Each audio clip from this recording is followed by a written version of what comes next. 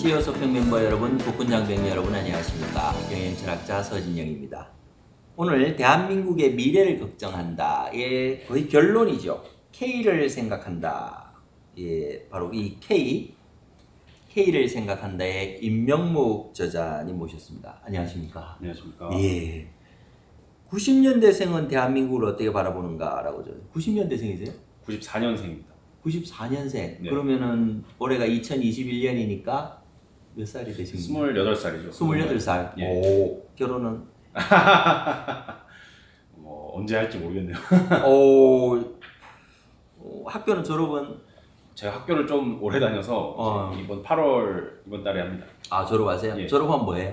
대학원 진학 계획이 있습니다. 오, 같은 전공으로? 예. 지금 어디 다니고 있죠? 저는 서울대 인문대 아시아 언어 운영학부에서 서아시아 지역 전공하고 있습니다. 서아시아. 예. 그럼 서아시아라 그러면 어디예요? 터키나 뭐 이란이나 중동 지역이죠. 중동 지역, 이슬람 지역이네. 예. 어디가 제일 관심이 많아요? 저는 터키도 관심이 많고 그다음에 이란도 조금 관심이 있는 편이고 그리고 러시아어를 제가 조금 배워서 그래서 중앙아시아 지역 이렇게 좀 관심 지역 이렇게 돼 있습니다. 아, 그렇구나. 예. 비교를 한다면은 한국하고 가장 가까운 데가 어딘 것 같아요? 가깝다고 하시면 비슷한 데가. 글쎄요, 한국이 저는 굉장히 좀 독특한 나라라고 봐서 비슷한 나라가 한국하고 비슷한 나라 전 세계에 어디도 없는 것 같습니다. 아, 그래요? 네. 왜? 일단은 비서구권 국가 중에서 이렇게 고속 성장을 하고 어떤 산업화랑 민주화를 빠르게 달성해내고 또 과거와 이렇게 철저히 단절한 그런 나라가 찾기가 굉장히 어려운 것 같습니다. 아, 그래요? 과거와 네.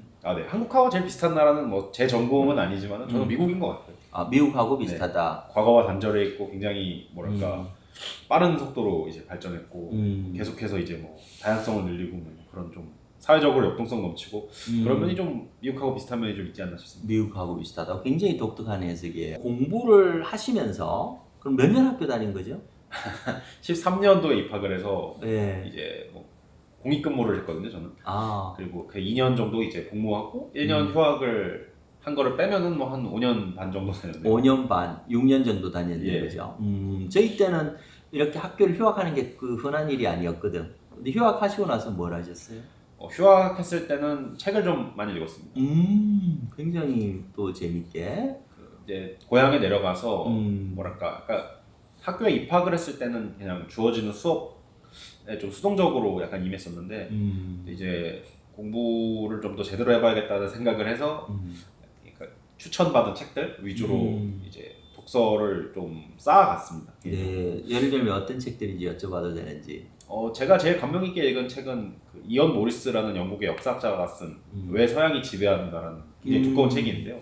그 책이 이제 약간 자연과학부터 인문학까지 아우르는 식으로 역사를 다루고 있어서 영감을 많이 받았고 또 뭐 중국이나 일본 등 지역 주변국에 관한 책도 꽤 읽었었고 뇌과학이나 뭐 진화론 이런 책도 좀 읽었습니다. 그 분야에 관계없이 굉장히 다양하게 읽었네요.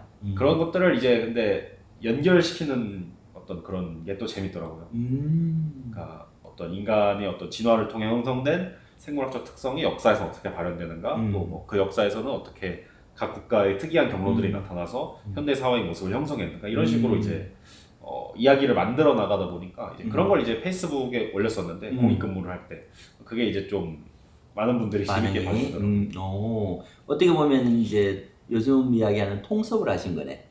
네, 그런 걸 좀 추구를 했습니다. 아, 추구를 하신 방향은 그거였고.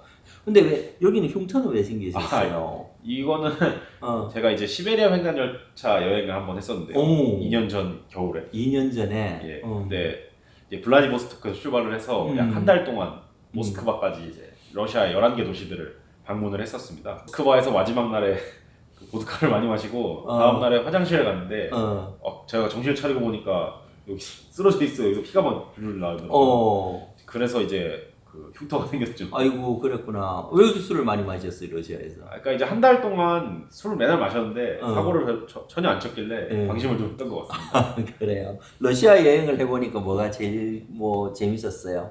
교훈이라면?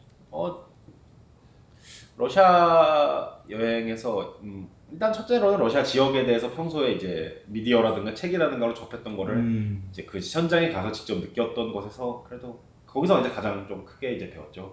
그러니까 역사적인 어떤 그런 사건들, 러시아 혁명, 제2차 세계대전, 뭐 소련의 붕괴 이런 뭐 그런 것들, 그리고 그런 어떤 우여곡절, 굴곡진 역사 속에서 이제 살아가는 그러면 나름의 자부심 혹은 고민을 갖고 있는 러시아인의 모습이라든가 그런 것들이 굉장히 이제 인상 깊었습니다. 지난번에는 중국에 대한 책을 쓰셨던데 예. 이번엔 한국이었고 다음은 이제 러시아 시베리아 철도 이거 한번 기대도 되나요?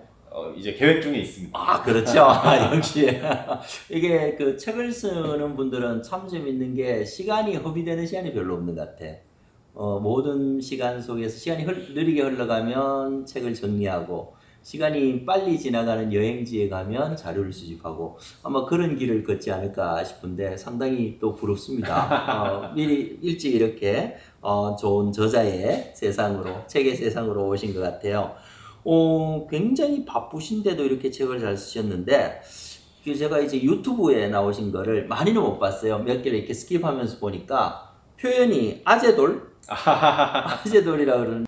페이스북 친구분께서 이제 만들어주신 별명인데 아재들이 너무 좋아하는. 아재들이 좋아한다고 아재 아이돌. 아재 같다고 그런 게 아니고. 그게 이제 두 가지 이유가 있는데 하나는 제가 이제 약간 역사라든가 국제 정치라든가 뭐 거시적인 막 그런 얘기를 하는데 사실 요즘 청년 세대가 이런 얘기를 하는 게 많지는 않다 보니까 이런 거 약간 좀 그 예전에 삼국지나 무협지 많이 읽은 약간 아재적인 그런 컨텐츠잖아요. 그렇지. 나레이션이 있는 거죠. 네.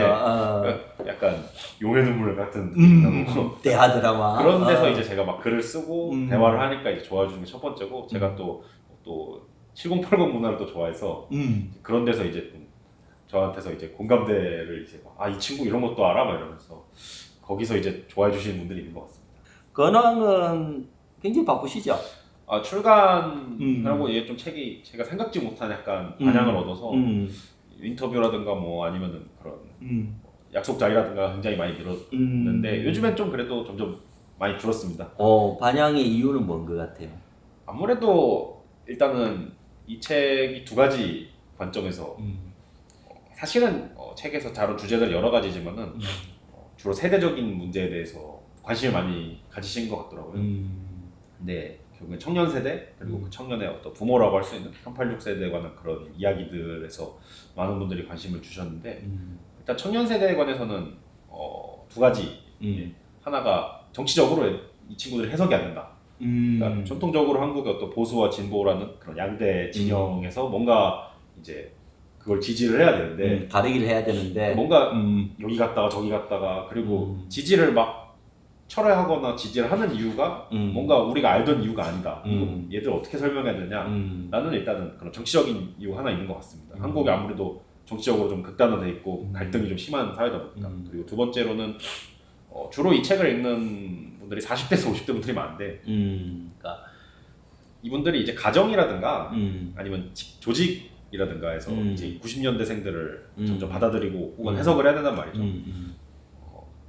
뭐 직장에서는 새롭게 들어오는 주니어들 아니면은 가정에서는 자녀 세대들. 그러니까 근데 뭔가 대화가 안 되고 뭐 겉도는 것 같고 생각도 알기 어렵고 막 그러니까 그런 걸 좀 들여다보고자 제 책에 좀 관심을 이제 기울이신 것 같은데 근데 역시 첫 번째 요인이 좀 단기적으로는 중요했던 것 같습니다. 사실 이제 우리가 생각하는 거는 기성세대 뭐 386이라는 표현을 쓰셨지만 기성세대는 굉장히 청년 세대에 관심이 많아요. 왜냐하면 자기 자식 세대거든. 그리고 이제 참 걸어갈 길이 보이거든.